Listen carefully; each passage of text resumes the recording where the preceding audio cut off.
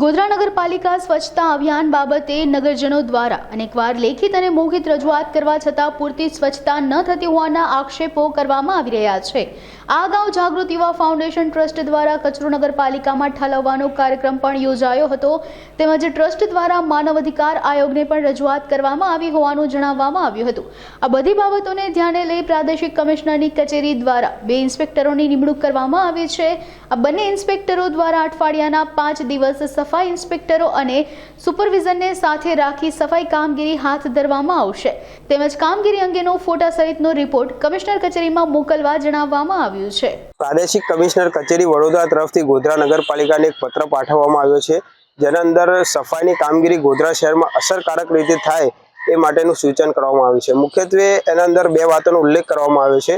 એક કે ગુજરાત રાજ્ય માનવ અધિકાર આયોગ તરફથી પણ અગાઉ ઠપકો મળેલો છે, એ અંગે પણ અમે એ લોકોએ પિટિશન દાખલ કરેલી હતી, જેમાં ગોધરા નગરપાલિકાના ચીફ ઓફિસર સાહેબને રૂબરૂમાં ત્યાં સમન્સ પાઠવીને બોલાવવામાં આવ્યા હતા અને એમને એ વાતની ખાતરી આપી હતી, ત્યાં બાંહેધરી લેખિતમાં આપી હતી કે કામગીરી અમે નિયમિત કરીશું। નવીન એજન્સીને ડોર ટુ ડોર કચરા કલેક્શન માટેનો કોન્ટ્રાક્ટ આપવામાં આવ્યો છે અને નિયમિત થશે અને અમે એની ઉપર નિગરાની રાખીશું।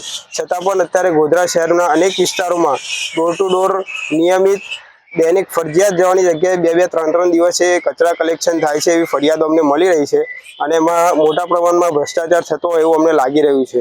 બીજું કે પ્રાદેશિક કમિશનર કચેરીમાં પણ ગોધરા શહેરના લોકો દ્વારા અનેકવાર અરજીઓ થતી હોવાનો પણ એમાં ઉલ્લેખ કરેલો છે।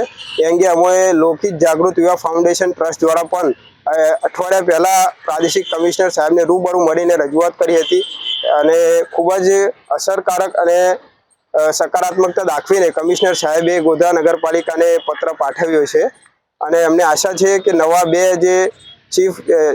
બે સેનેટરી ઇન્સ્પેક્ટરોની નિમણૂક કરવામાં આવી છે, તે લોકો અસરકારક કામગીરી કરશે અને ગોધરા શહેરમાં સ્વચ્છતા જોવા મળશે।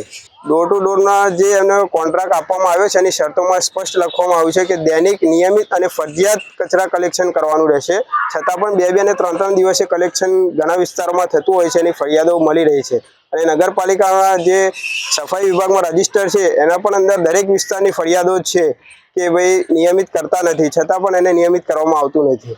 એક શહેરા નગરપાલિકાના અને એક દેવગઢ બારિયા નગરપાલિકાના નિરીક્ષક નિમવામાં આવ્યા છે। સોહેલ બોકડા, લોકહિત જાગૃત યુવા ફાઉન્ડેશન ટ્રસ્ટ।